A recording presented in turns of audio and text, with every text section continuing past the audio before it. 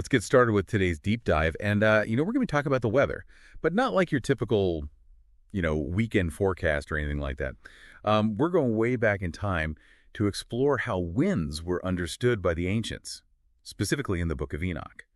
And then we're going to kind of see how that lines up with what modern science tells us about the Coriolis effect. Yeah, it's really fascinating to see how people across time have tried to make sense of these forces of nature, And the Book of Enoch, it really gives us this unique perspective into that ancient worldview. Okay, so let's jump right in with the Book of Enoch. So for those who might not be familiar with it, it's an ancient Jewish text. Predates the Common Era by centuries. You won't find it in every Bible. But it offers some really intriguing descriptions of the cosmos. And when it comes to the winds, it gets very specific. Absolutely. And what really jumps out is this idea of 12 wind portals, 3 for each of the cardinal directions. So we're not talking about random winds blowing about. It's structured, almost like a celestial map governing the winds. And each portal, it's not blowing the same kind of wind, right? Yeah. The text makes a real distinction there, doesn't it? Yeah, absolutely. Only 4 out of the 12 are described as beneficial, bringing, essential things like rain and dew.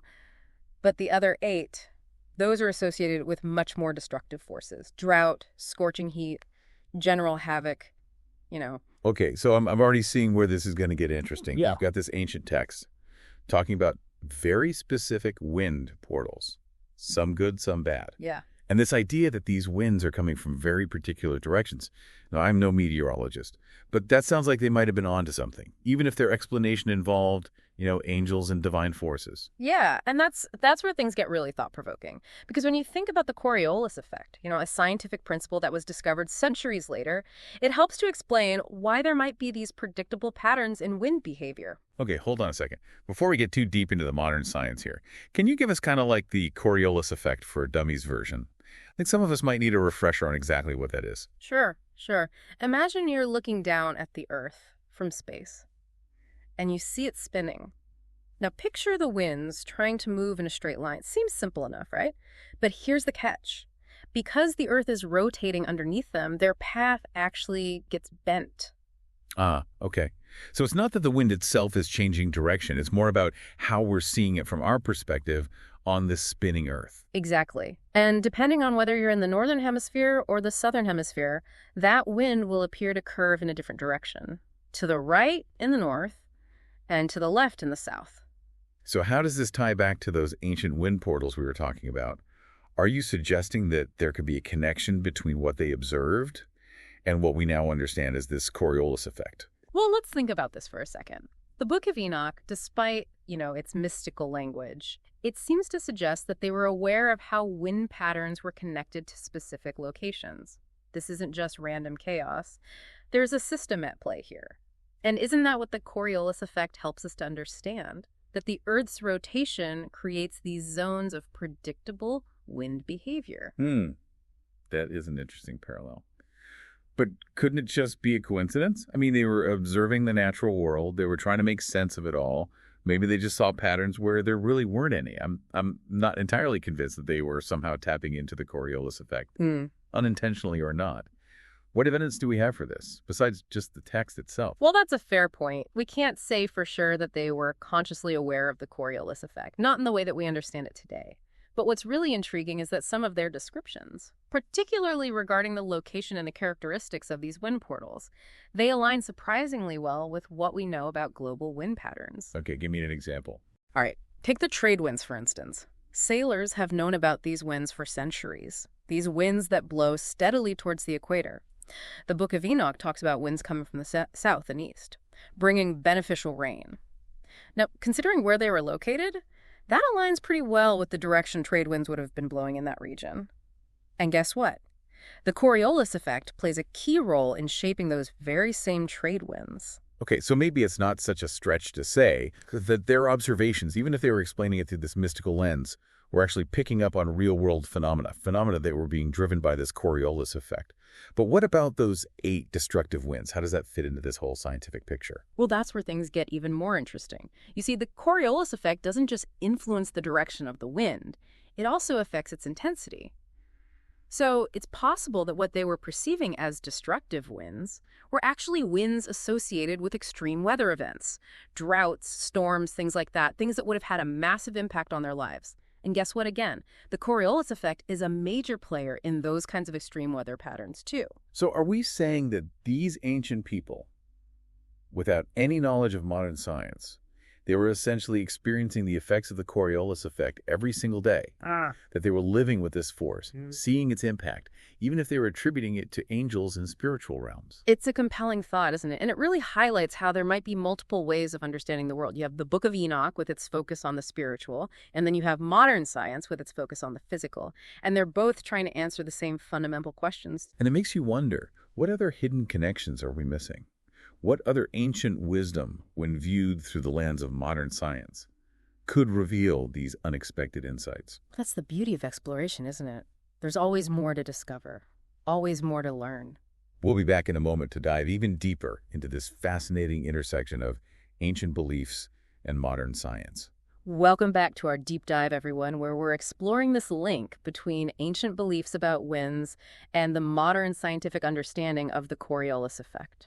Yeah, so we've talked about the Book of Enoch and those 12 wind portals, some bringing blessings, others bringing, chaos and destruction.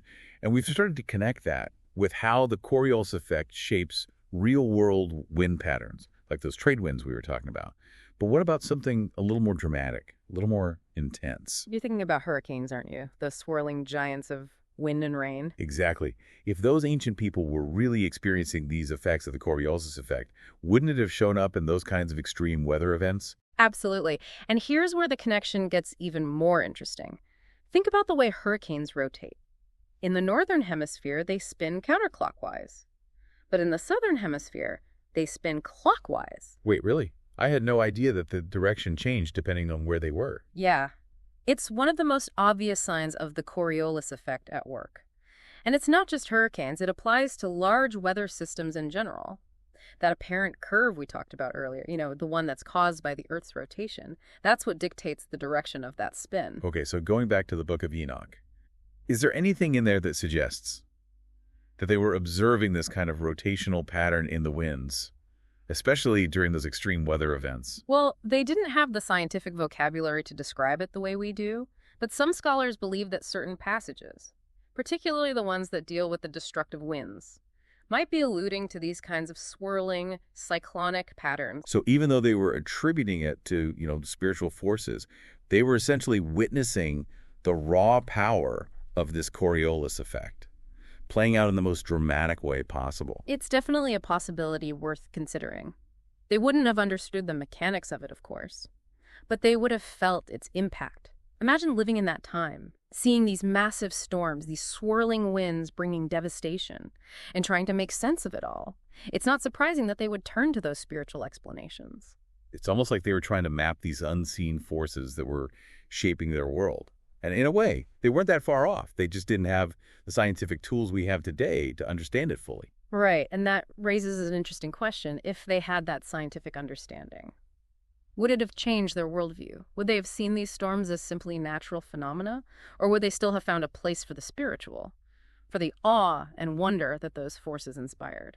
That's a tough one. I mean, even today, with all of our scientific knowledge, there's still a sense of mystery and power.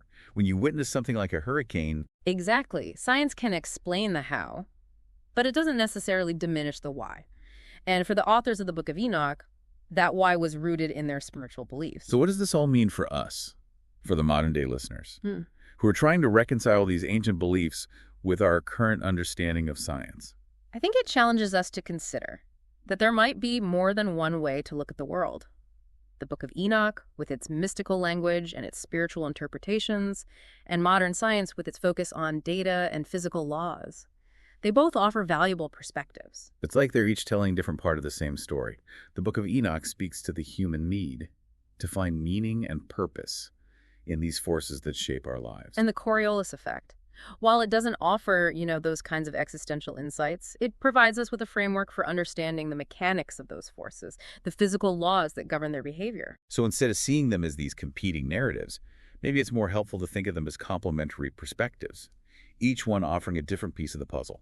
a different way of approaching the same fundamental questions about the world. And who knows? Maybe by embracing that kind of intellectual humility, by acknowledging that there might be multiple valid ways of understanding the same thing, maybe we can open ourselves up to even deeper insights and discoveries.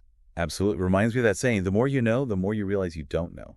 The deeper we dive into any subject, the more we start to appreciate its complexities, those nuances that we might have missed at first glance. And that's where the real excitement lies, in that ongoing process of discovery.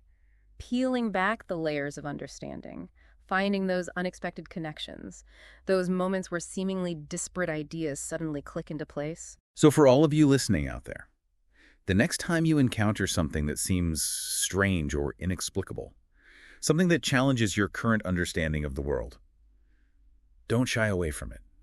Embrace that curiosity. Ask questions. Explore different perspectives. Because who knows, you might just stumble upon a connection, a hidden link that changes the way you see the world. And that, I think, is the ultimate goal of any deep dive, whether it's into ancient texts or scientific principles or anything in between. It's like we've been saying, this whole time about these ancient beliefs in modern science. We tend to think of them as like being at odds with each other. But what we've seen in this deep dive, it suggests that maybe it's not so black and white.